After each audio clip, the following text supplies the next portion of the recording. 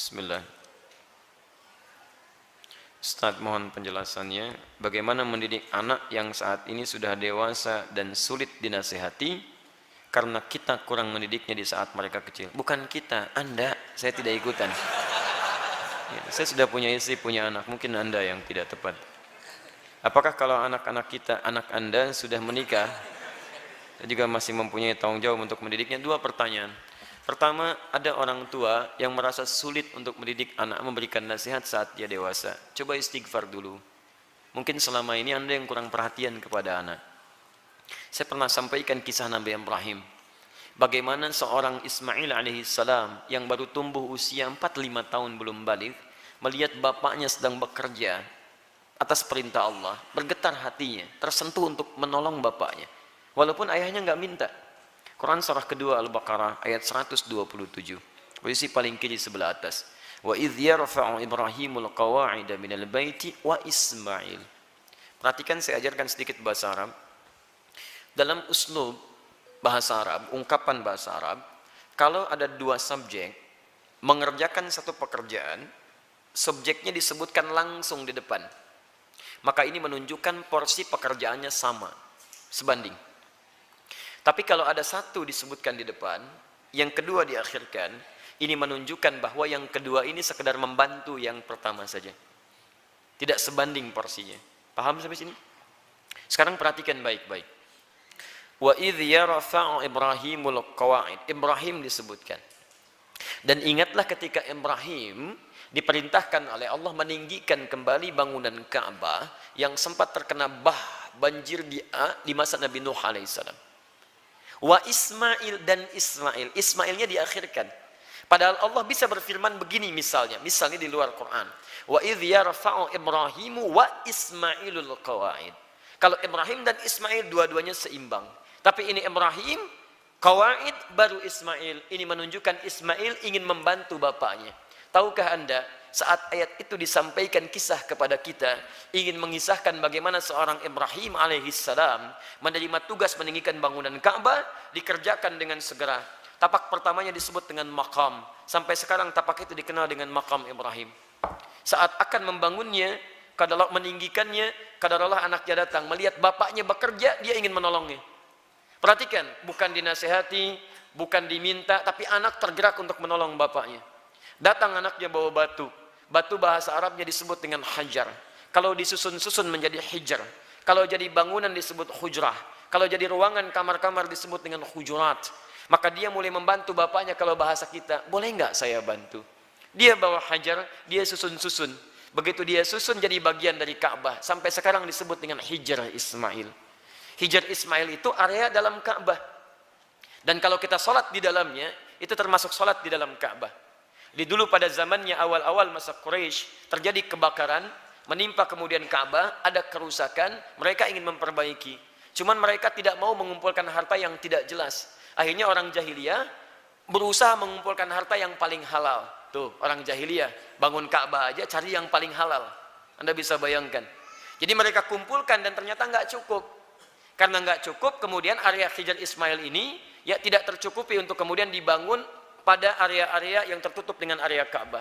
Maka dibiarkanlah terbuka, sampai sekarang dipelihara keterbukaan itu, dan hikmahnya adalah Allah memberi kesempatan bagi orang yang ingin sholat di dalam Ka'bah. Bayangkan kalau tidak ada area itu, semua orang ingin semangat masuk, antrian macam-macam, tapi Allah berikan keluangan pada kita dengan area seputaran ini. Paham? Tapi intinya, ada sentuhan dari anak, melihat bapak bekerja, dia ingin membantu. Kisah keduanya, dahsyat lebih dahsyat. Quran surah 37 ayat 102. Begitu dia mulai dewasa, falamma balagha ma'ahu sa'ya, sudah mulai nalarnya matang, apa yang terjadi? Bapaknya melihat dalam mimpi, inni ara fil manami anni adbahuka. Papa lihat nak, dalam mimpi papa menyembelih kamu. Fanzur madza tara. Ini kisahnya. Berbagi bapak dengan anak. Lihat, berbagi, tukar, bagi pikiran. Bagaimana pendapat Ananda? Pendapat Ananda bagus, garis bawahi. Bagaimana pendapat Ananda? Anda tahu bahwa mimpi Nabi dan Rasul itu pasti wahyu. Dan kalau sifatnya wahyu harus segera dilakukan. Ibrahim bisa mengatakan begini, nah siap-siap ya, kemana Pak? Sembelih. Masya Allah, mudah. Tapi kenapa tidak dikerjakan? Ada hikmah di situ. Nanti saya di belakang saya sampaikan hikmahnya. Yang paling menarik, apa jawaban anak? Anak yang bukan protes, bukan marah, tapi meyakinkan dan menguatkan ayahandanya. Lihat kalimatnya, ya abati, panggilannya abati. Ketika anak dipanggil bunai dengan panggilan sayang, maka anak membalas dengan kalimat abati. Saya pernah sampaikan, ada abi, ada buya, ada abati, itu beda. Kalau abi itu panggilan hormat. Kalau buya, panggilan sayang. Bisa sayang kepada ayah secara biologis atau sayang kepada ilmu yang dimiliki seseorang. Saya memanggil Buya Hamka rahimahullah. Beliau bukan ayah saya, tapi saya menyayangi keilmuan yang melekat pada beliau. Paham? Kalau Anda ingin menggabungkan antara abi dengan Buya, maka gabungannya disebut dengan abati. Itu panggilan hormat dan sayang. Bapak mengambil sayang, memanggil sayang ke anak, anak membalas, lihat kalimatnya, ya abati, pa, demi sayang dan hormat nanda pada papa, if'al ma tu'mar, kerjakan sekarang yang diperintahkan. Satajiduni insyaallah minas sabirin. Ayah pasti dapati saya seorang yang sabar. Teman-teman sekalian, maaf ya, kebanyakan orang taunya cuma diganti dengan sembelihan yang besar sampai ayat 109 di surah As-Saffat surah 37 itu.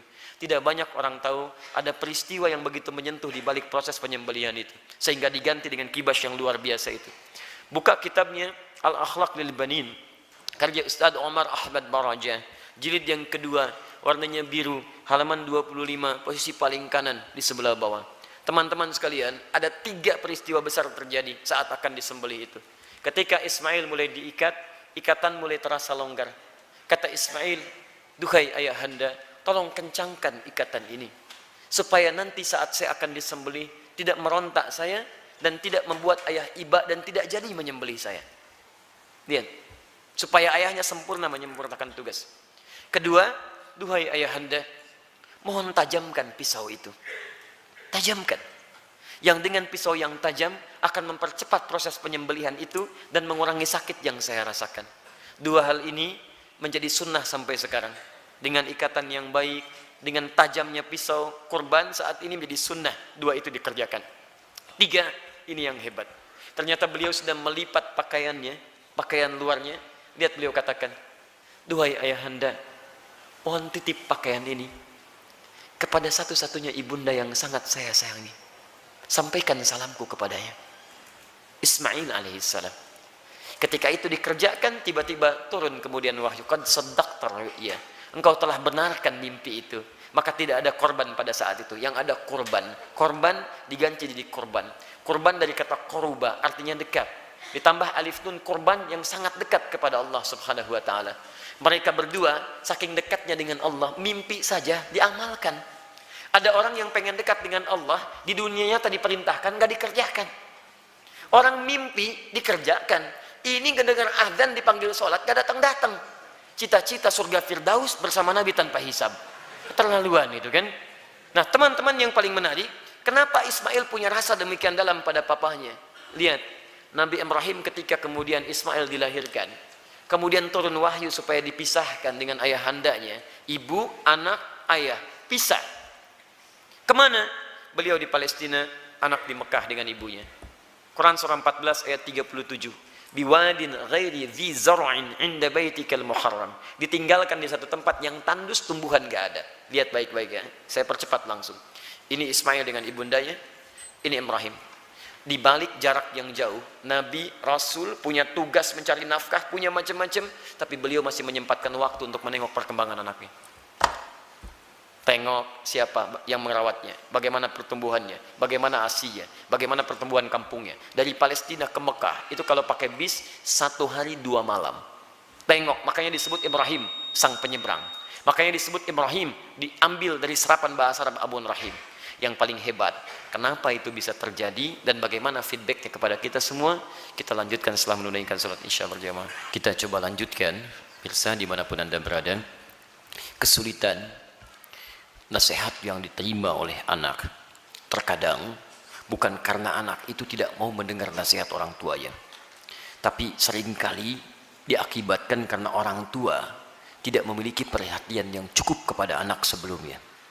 Perhatikanlah bagaimana Nabi Ibrahim, seorang nabi, seorang rasul, seorang ayah yang dengan segala kesibukannya itu masih memberikan waktu yang luang untuk bermain, mengamati dan hadir dalam keadaan dan permainan anak-anaknya. Sehingga apa yang terjadi, walaupun tinggal beliau di Palestina, anaknya berada di Mekah, itu masih tetap bisa mengontrol, Pak. Beliau melihat bagaimana lingkungannya, perkembangannya, mainnya, tentang asiknya, tentang kisahnya. Sehingga ketika orang tua hadir dalam dunia anak, anak tidak merasa kehilangan dengannya. Itu yang dimaksudkan di Quran surah ke-31 ayat 13 sampai ayat 19 itu. Ada 4 pendidikan dini yang harus ditanamkan pada anak sejak awal, sehingga anak itu akan mudah nanti mendekat kepada Allah, dekat dengan orang tua, dan bergaul balik dengan lingkungannya. Ayat 13-nya pengajaran tentang tauhid, ayat 14 sampai 15 mengajarkan tentang bagaimana pendekatan anak dengan kedua orang tuanya. Ayat selanjutnya mengajarkan tentang bagaimana pendidikan salat ditanamkan sejak dini, dan yang keempat tentang akhlak supaya dia dekat dengan lingkungannya. Nah, ini kadang-kadang yang kita lupa. Mohon maaf, kita itu bukan nabi, rasul juga bukan. Surganya tidak sedekat Nabi Ibrahim. Maaf, gelar kita bukan Khalilullah, bukan Abul Anbiya. Sesibuk apa sih? Kadang-kadang pekerjaan berangkat gelap, pulang gelap, anak tidak bisa terlihat dengan baik. Ini barangkali yang menyebabkan anak-anak kadang ingin mencari perhatian, bukan karena nakal, tapi mungkin karena orang tuanya tidak hadir dalam dunianya. Yang jadi persoalan. Saya mohon Bapak Ibu sekalian, kita sudah punya pengalaman yang sama. Ya, setiap Anda pulang ke rumah, anak kan tidak akan menyebut dengan profesi Anda. Anda jadi direktur di kantor, tapi di rumah anak Anda itu mengharapkan ayah, bukan direktur. Pernah Anda pulang disambut oleh anak, Pak Direktur, Masya Allah, hebat kalau begitu Anda. Saya selama ini pulang ke rumah, anak kami masih kecil-kecil. Sejak dia usia 3 tahun, anak yang pertama, itu menanti depan rumah. Gak pernah saya pulang sampai ke rumah dibuka, sampai hari ini dengan adiknya. Kalau menyambut kami, datang dia berdua, tidak pernah memanggil sampai hari ini, Ustadz, tidak. Ternyata mereka menunggu ayahnya gitu. Satu kejadian, karena tahu saya sering kali pulang malam, dia siangnya tidur. Banyak dia tidur, supaya tunggu malam saya datang. Ternyata kadang ingin menampilkan sesuatu, ingin menyampaikan pesan tertentu. Kadang ingin menyampaikan pesan bahwa saya sudah menghafal surat 8 jam tunggu-tunggu itu. Antum juga begitu. Anak antum mungkin menyiapkan karya macam-macam, cuman ketika pulang, beban pekerjaan Anda yang di luar itu kadang dibawa ke rumah, itu yang membuat kita tidak adil. Itu yang repot. Kadang-kadang masalah di kantor dibawa ke rumah. Nyampe ke rumah anak sudah menunggu, sudah menyusun senyum sebaik mungkin, ketika dibuka ayahnya cemberut. Papa, diam kamu. Hah? Kenapa mas? Kamu lagi ikut-ikutan. Ikut apa? Jadi nggak nyaman situasinya. Begitu saya datang tiba-tiba, Buya, main bola yuk. Main bola tuh. Main kita apa malam? Itu yang menarik. Sampai besoknya diceritakan sama bundanya, Buya itu capek kak, tunggu dulu ya. Pijitin dulu, bobok sebentar, baru main. Besoknya ditunggu, Masya Allah, di depan pintu. Buya, capek ya? Masya Allah. Ayo sini bobok, kakak pijitin. Pijitin pak. Bobok dulu, bobok merem, katanya merem. Begitu merem kita, baru semenit. Ya bangun, main bola yuk. Masya Allah. Tapi itu tuh susah didapatkan lagi ketika dia dewasa. Jadi kalau Anda nggak dapat sekarang, besok Anda tidak akan bisa meraihnya.